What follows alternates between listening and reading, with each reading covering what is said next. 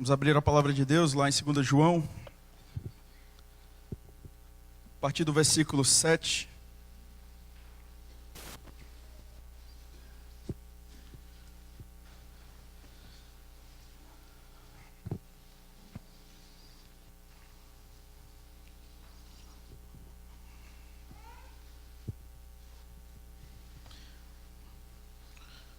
Vamos ler mais uma vez toda a carta de João. Hoje nós estaremos concluindo a exposição desta carta.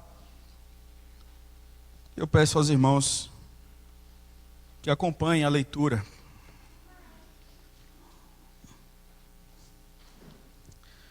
O presbítero, a senhora eleita e aos seus filhos, a quem eu amo na verdade,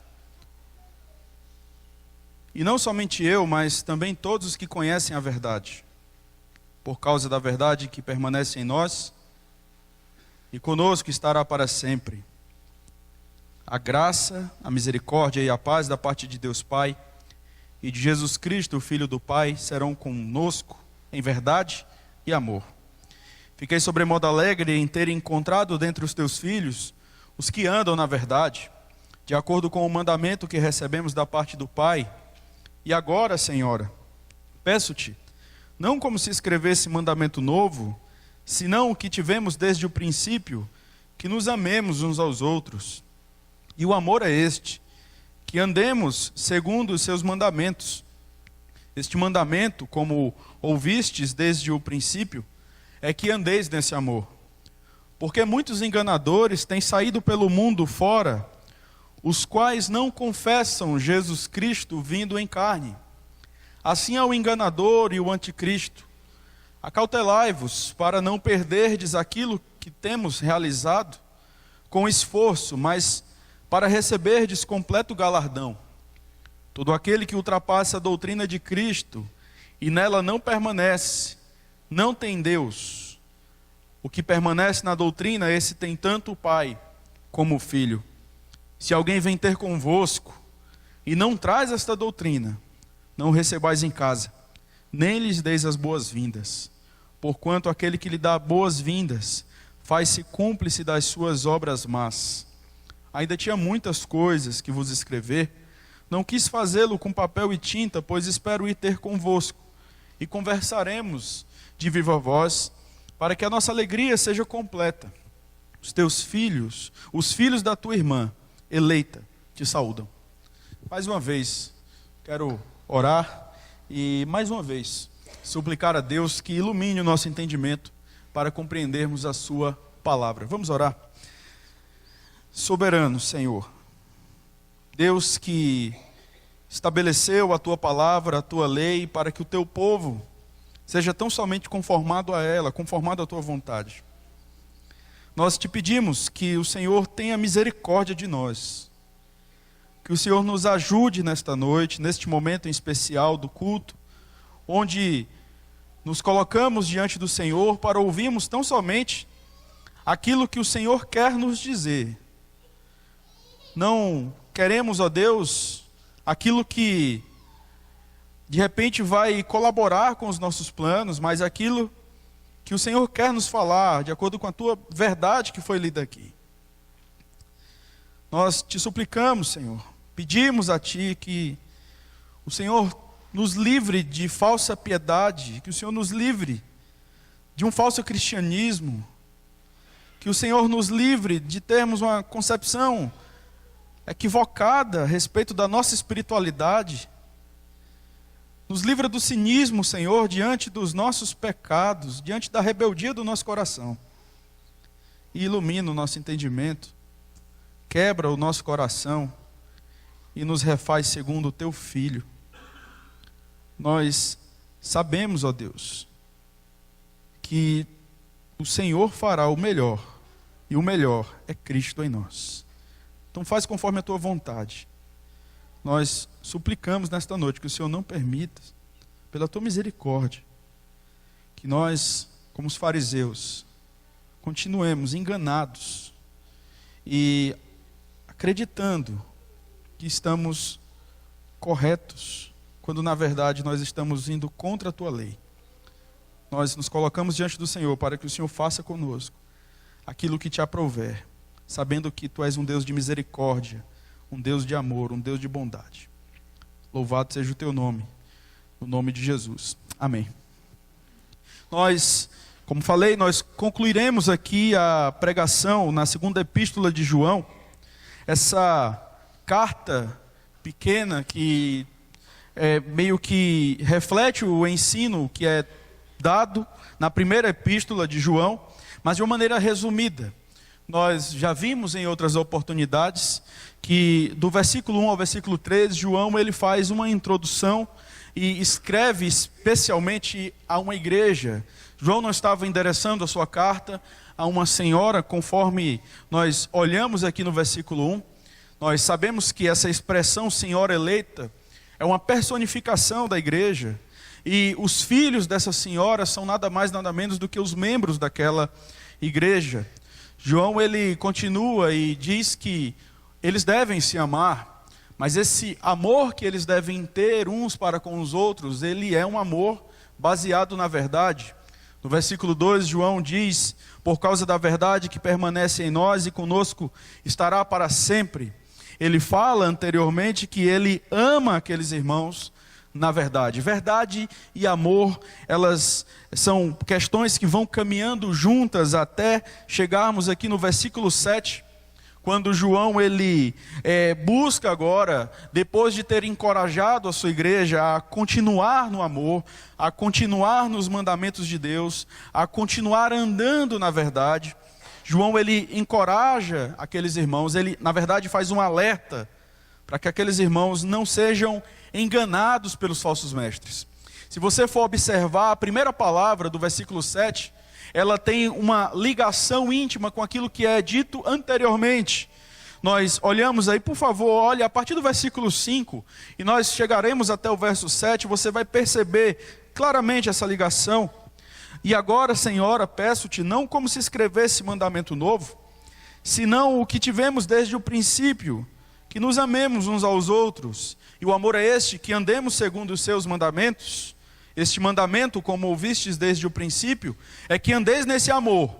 Por quê? E aí ele vai dar a razão. Por que que aqueles irmãos devem continuar andando na verdade? Por que que aqueles irmãos devem continuar andando em amor, andando de acordo com os mandamentos? Porque muitos enganadores têm saído pelo mundo fora, os quais não confessam Jesus Cristo vindo em carne. Assim é o enganador e o anticristo. E aí ele continua trazendo uma descrição a respeito desses falsos mestres e da postura que aqueles irmãos deveriam ter diante desses falsos cristãos, desses falsos mestres. Então nós poderíamos dizer que do verso 7 ao verso 11, João ele está alertando aqueles irmãos para que eles tenham cuidado com os falsos mestres. É simplesmente isso que João vai buscar fazer aqui, para que eles tenham cuidado, para que eles estejam alerta, para que eles estejam cautelosos, e qual a postura que eles devem ter diante desses falsos mestres. Em primeiro lugar, João ele vai então identificar esses falsos mestres. E eu quero chamar a sua atenção para o verso 7 e depois para o versículo 9, onde nós teremos aqui uma descrição desses falsos profetas. Versículo 7, a palavra de Deus nos diz: porque muitos enganadores têm saído pelo mundo fora, os quais não confessam Jesus Cristo vindo em carne. Assim é o enganador e o anticristo. A primeira característica desses falsos mestres é que eles eram enganadores. A palavra de Deus nos diz que eles saíram pelo mundo fora, eles estavam espalhados.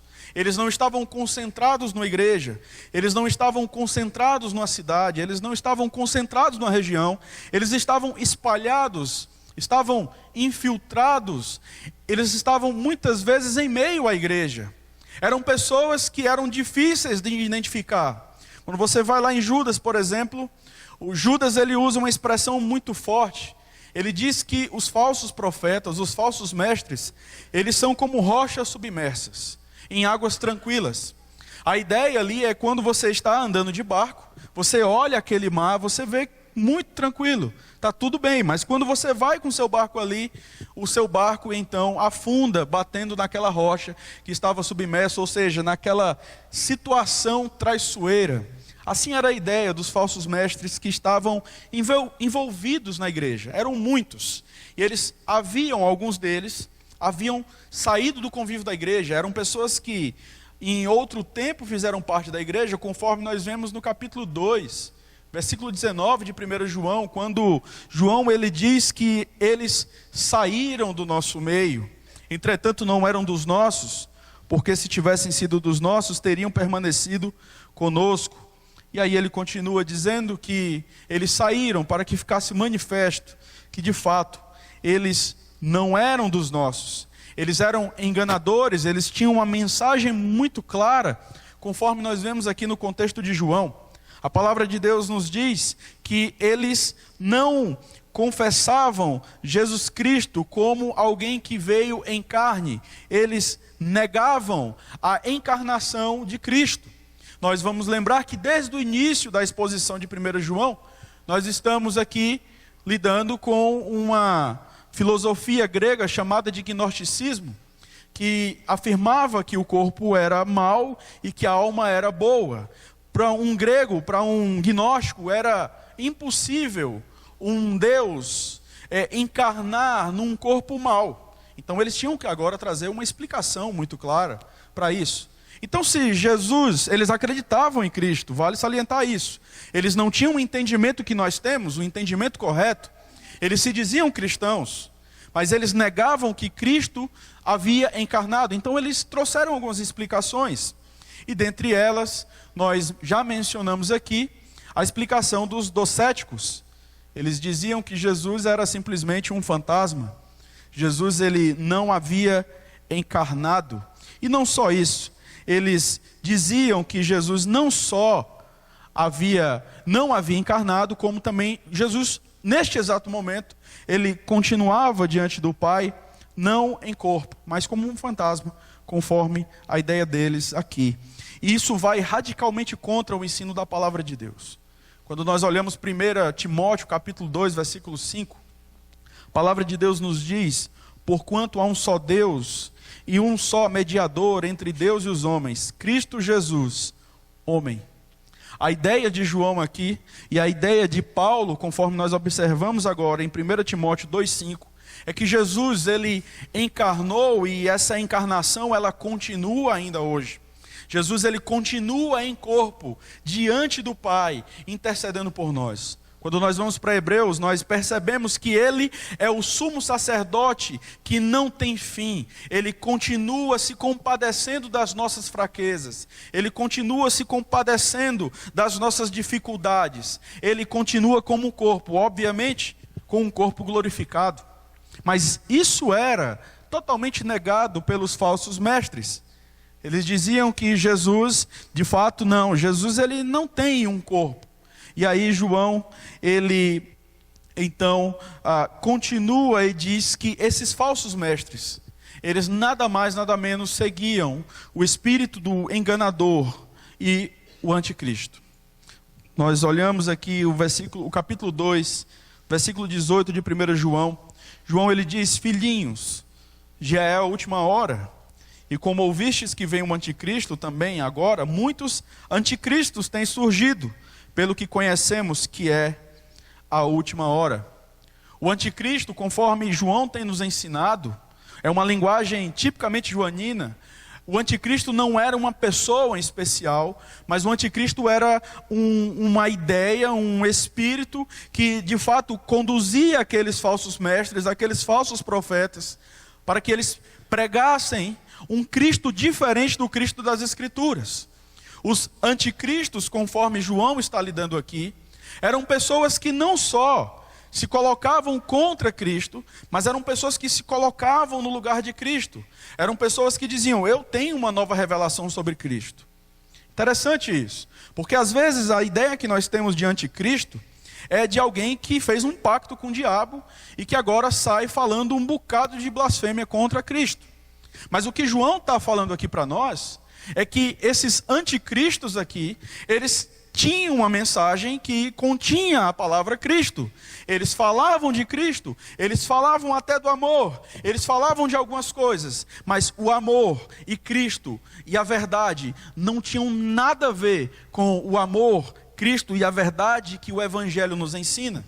Era sutil. Eles pregavam um Cristo totalmente diferente das Escrituras. E o que é interessante a gente perceber é como o diabo ele tenta imitar o Senhor.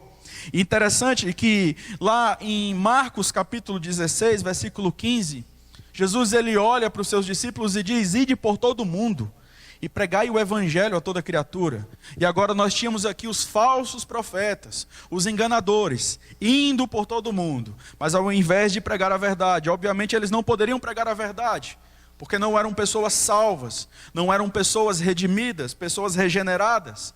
Então eles propagavam o erro. A igreja, enquanto luta neste mundo para pregar o evangelho, para pregar a verdade, a igreja se depara com pessoas que têm pregado um falso Cristo.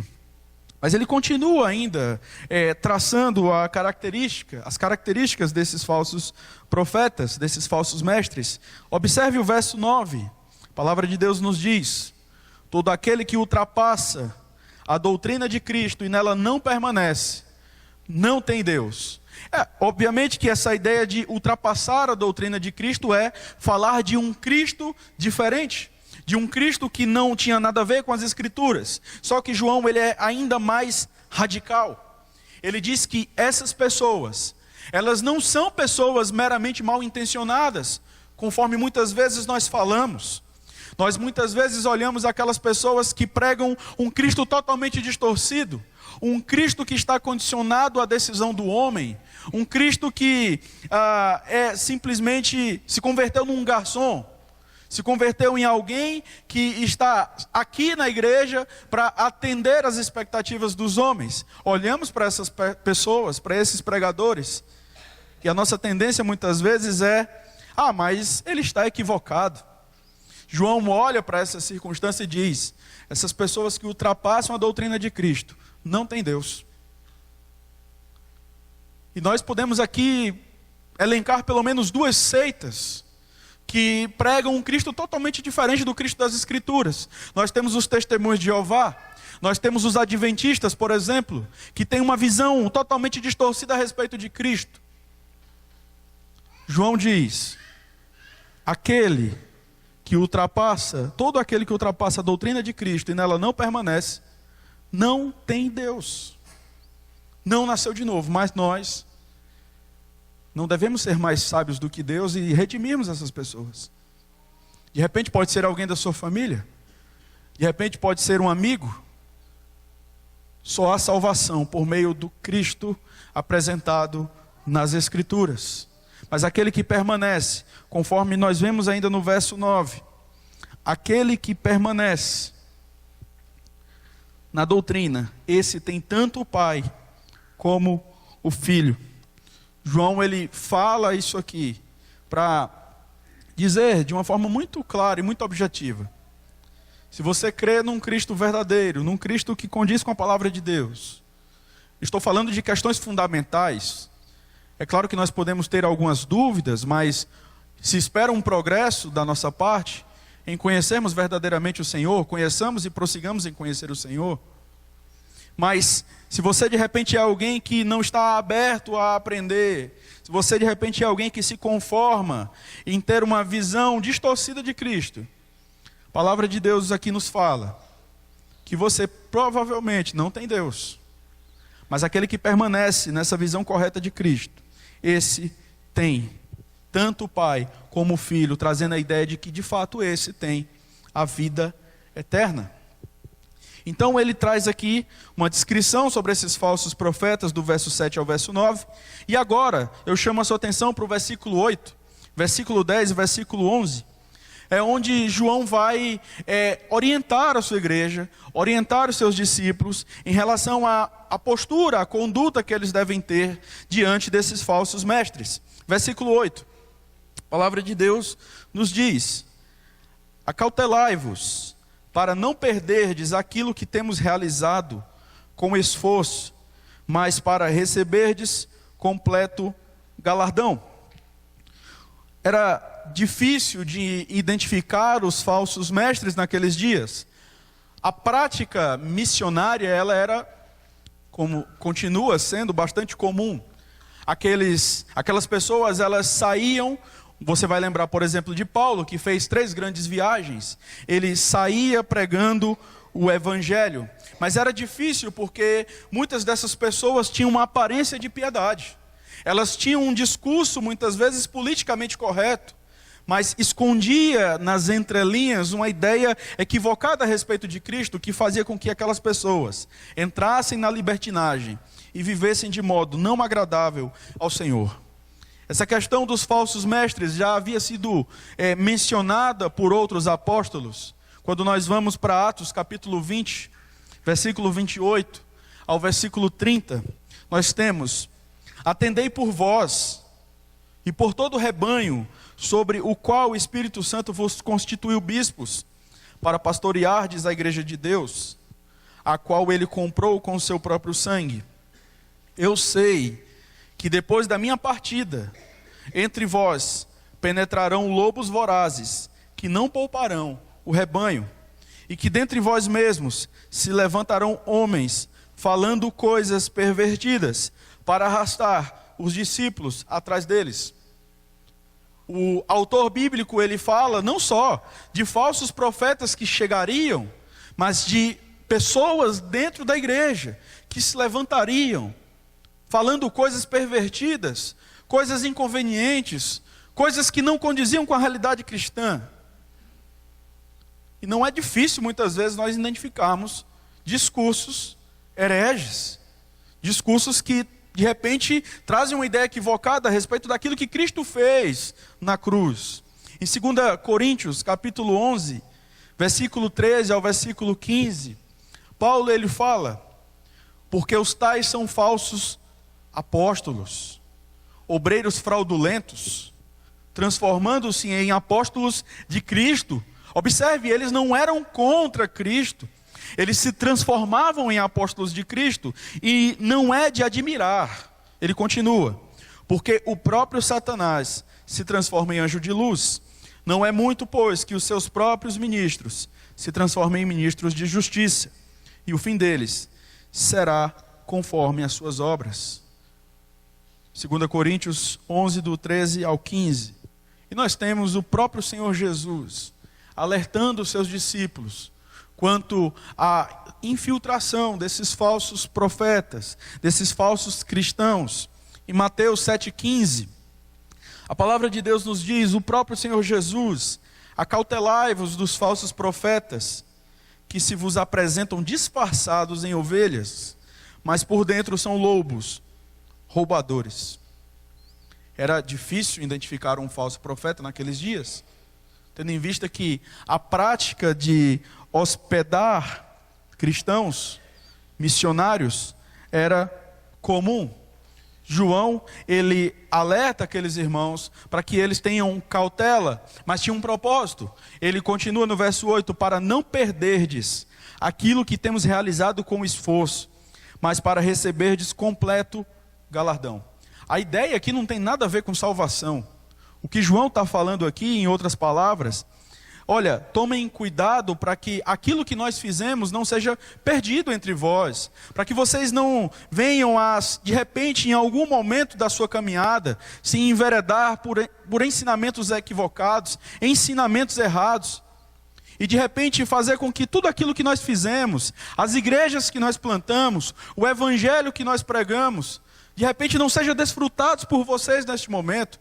Quando nós vamos para Judas, no versículo 23, se eu não me engano, Judas, ele está falando ali da possibilidade de pessoas, na verdade não, do fato, não da possibilidade, mas do fato de pessoas que estavam na dúvida, que estavam sendo enganadas por ensinamentos equivocados. Nós temos, por exemplo, o caso do pastor Martin Lloyd Jones, que após a sua morte, tempos depois, a igreja se enveredou pelo liberalismo teológico.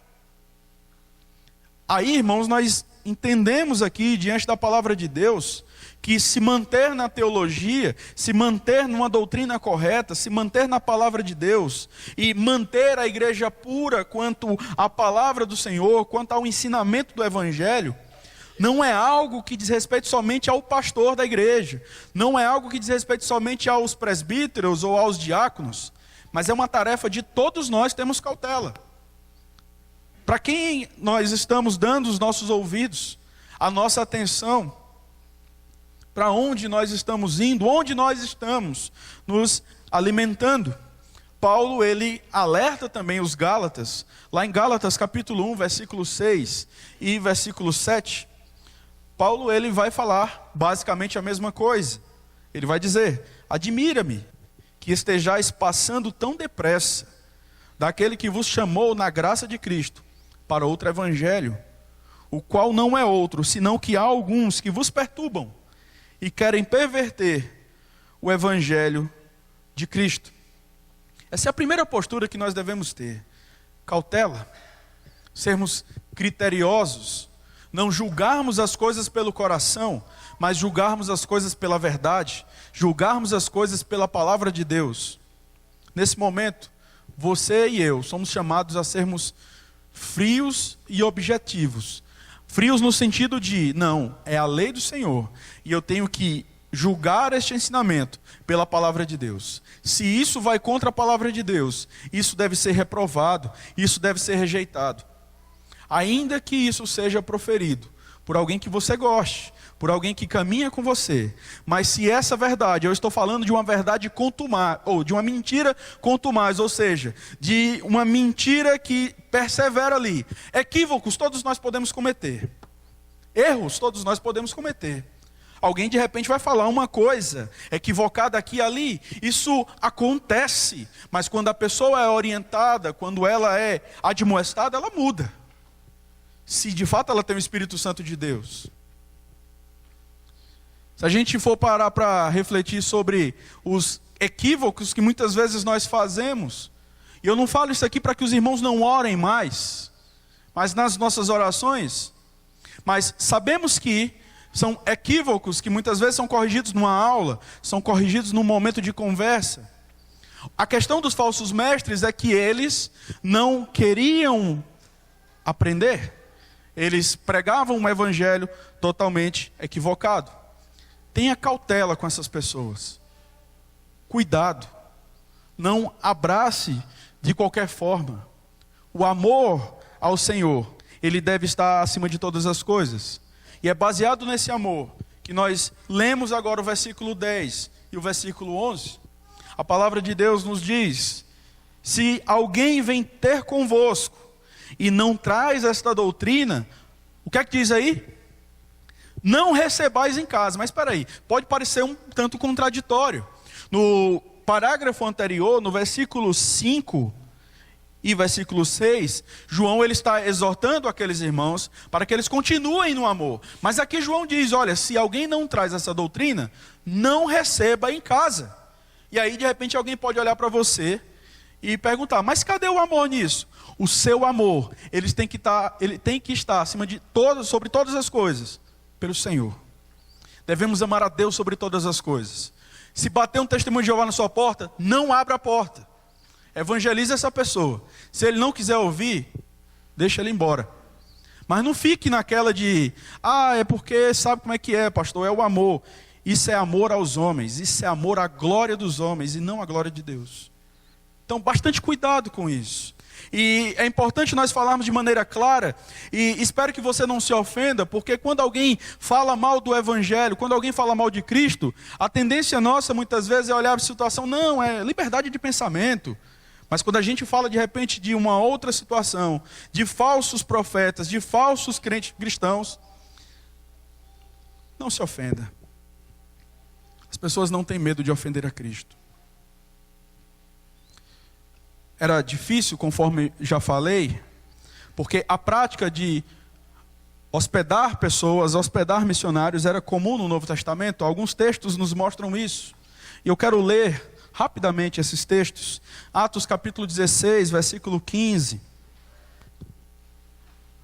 A palavra de Deus nos diz: depois de ser batizada, ela e toda a sua casa, nos rogou dizendo: se julgais que eu sou fiel ao Senhor, entrai em minha casa, e aí ficai. E nos constrangeu a isso. Agora vá para o capítulo 21 de Atos, no versículo 8.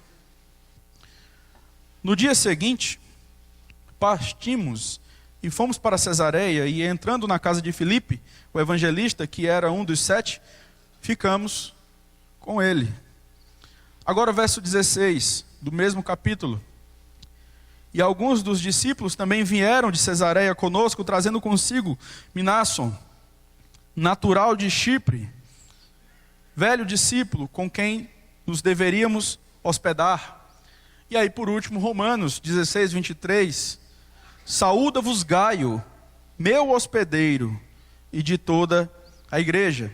É interessante porque em João 3, na terceira carta de João, ao contrário do que estamos vendo aqui, João ele vai admoestar algumas daquelas pessoas pelo fato de estarem negando hospedagem.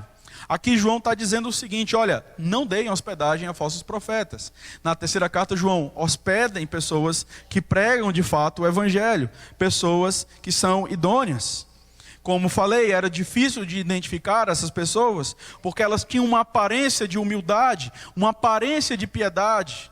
Lá em Colossenses, capítulo 2, versículo 23, era uma carta que foi escrita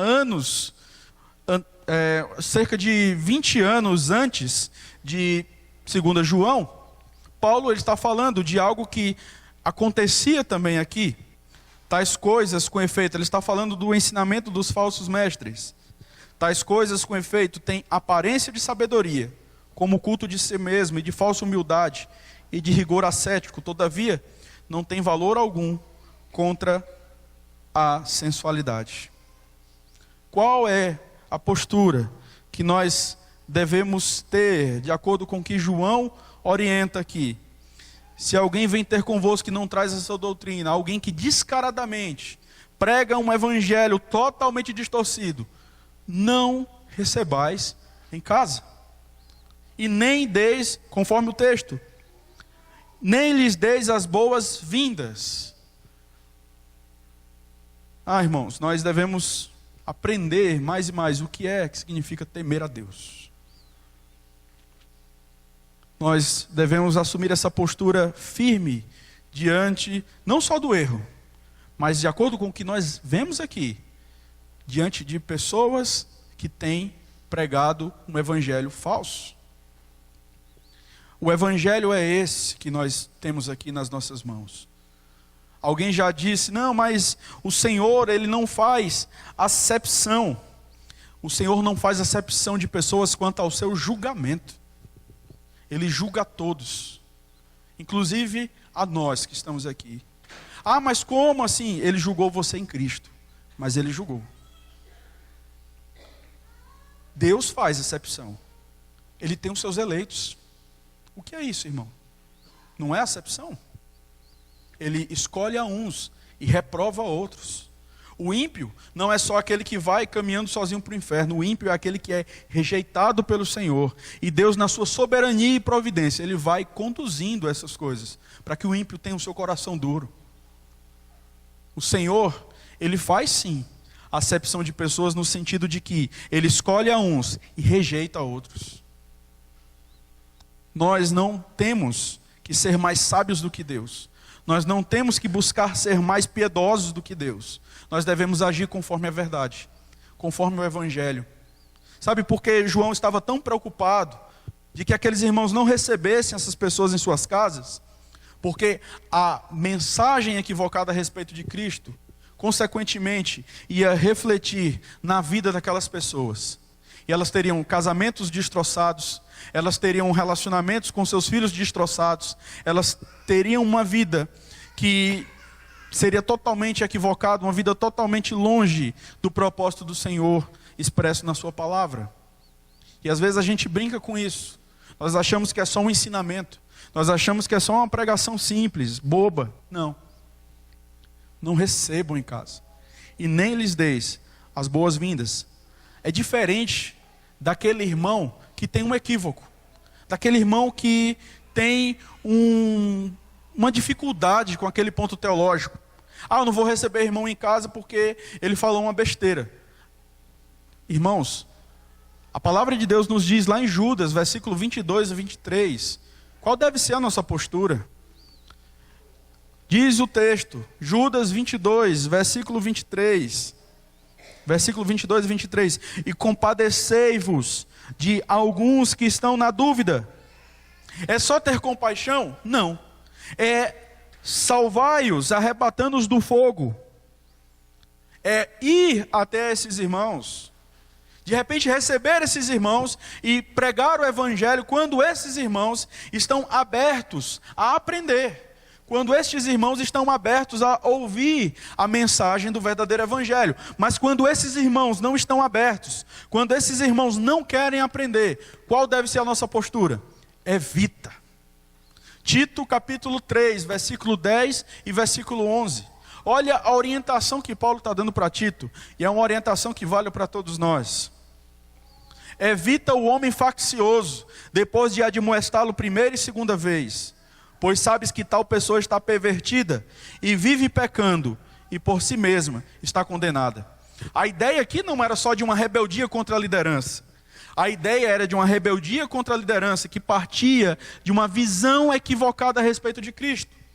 Se há alguém que não quer ouvir o evangelho, que não quer aprender, que não quer ser doutrinada nas escrituras, a nossa postura, irmãos, porque nós amamos mais a Deus, nós devemos evitar essa pessoa.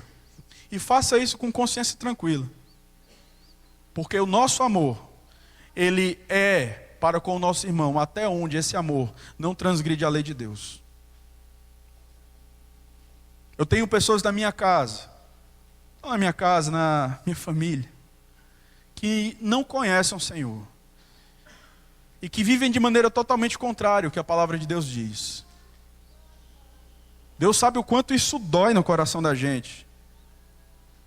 Mas o meu amor por essas pessoas é limitado. Eu não posso concordar com a forma como eles vivem. Eu não posso ir para onde eles vão. Eu não posso rir de muitas coisas que eles falam. Eu não posso comparecer a determinadas festas que eles fazem. Porque mais do que a minha família, eu tenho que amar o Senhor. E às vezes, a gente está querendo dar uma de missionário mais sábio do que Deus. E está fazendo tudo que desagrada a Deus.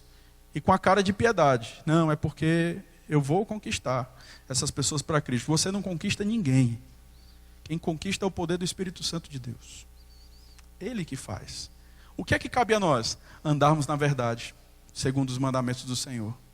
É isso que cabe a nós. Então, queridos, que nós possamos ter essa postura diante dos falsos mestres, que nós possamos ter uma postura criteriosa, que nós possamos ouvir de maneira crítica, não a crítica pela crítica, não a crítica para, olha aqui, eu ouvi a mensagem desse fulano, e olha, eu elenquei aqui 5 coisas equivocadas. Não, irmãos, vamos ter humildade, vamos simplesmente sermos firmes na palavra. Tem pessoas que outrora eu ouvia, mas hoje não dá para ouvir mais. Gente aí conhecida, gente que, nossa, às vezes dá vontade de compartilhar no Face, mas que hoje diz que Cristo vai salvar todo mundo. Heresia. Não pode ser compartilhado e nem ouvido. Os falsos mestres de hoje, eles não entram como anteriormente. Eles não entram na sala da minha casa. Eles não batem mais na minha porta. Os falsos mestres de hoje, eles entram pelo YouTube. Os falsos mestres de hoje, eles entram por postagens no Face. Os falsos mestres de hoje entram pela rádio. Ou por livros que você tem comprado, sem de repente consultar pessoas que têm um pouco mais de experiência nessa área de leitura. Os falsos mestres têm entrado por aí. E não são poucos que têm causado grandes estragos na igreja. Porque têm decidido dar mais ouvido a mensagens equivocadas do que a mensagem do Evangelho. A mensagem pura, a mensagem simples. A mensagem do Evangelho, irmãos, ela é simples. ela é clara, ela é cristalina. A mensagem do Evangelho, ela não traz, não dá espaço para que o homem brilhe, mas somente para que o Senhor brilhe. A mensagem do Evangelho, ela é tão clara, que você deve sair daqui apaixonado pelo Senhor, amando a Deus mais do que todas as coisas.